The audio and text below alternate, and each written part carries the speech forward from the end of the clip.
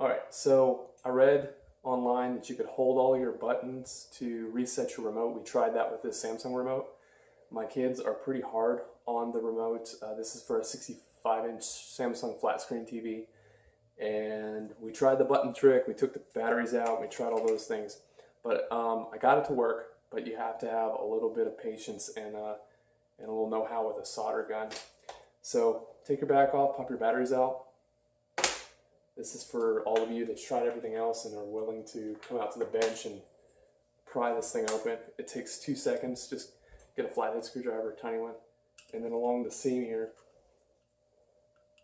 just pop it open. It'll come open along the seam.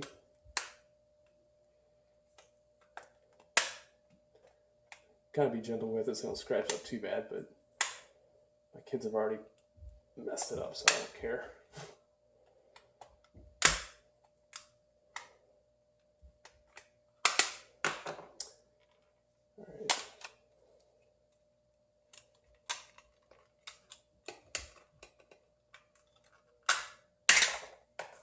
Alright, so here you have your pads.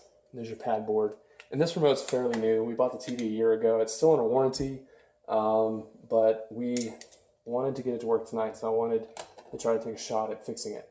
So here's your LED/infrared sender, and it looks just like a little LED that you might see on an older alarm clock or any other remote device. But if you flip it over, I noticed I've already fixed this one. This one's been repaired, and you can see where I've really added a lot of solder to this one joint.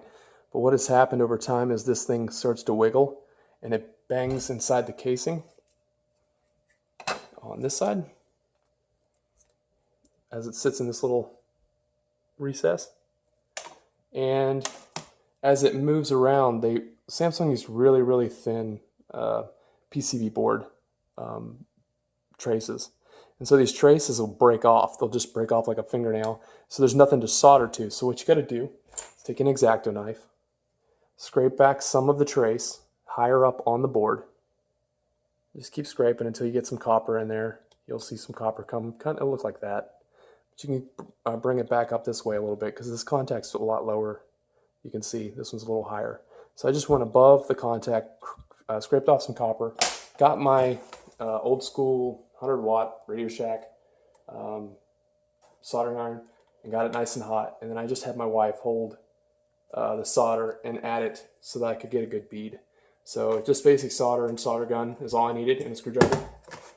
We got that nice and hot, and then the bead took a couple of times because the contact is so far from the new copper that you scrape off with the X-Acto knife that it took a minute to get a good contact. And the difference between a good contact and a bad is a cold solder joint will have a kind of a mucky look to it where the flux and the solder isn't adhering.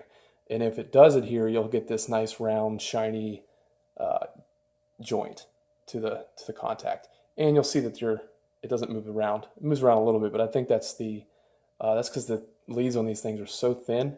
Once you've grabbed, they want to rip right off the board. So it's real sensitive. But we've already went ahead and tested this. And so hopefully this won't make a liar out of me. We'll go ahead and put it back together. I mean, this is literally like a 2-minute fix if you have the soldering iron.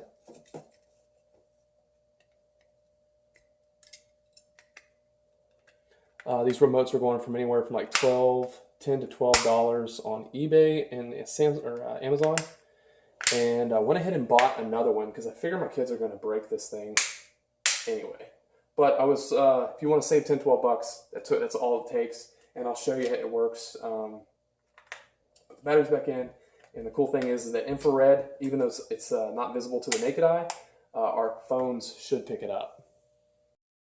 So as I was saying, once we get the contact resoldered, you'll see that at the end of the remote. If it's blinking, then you know it's good, and then your TV should work.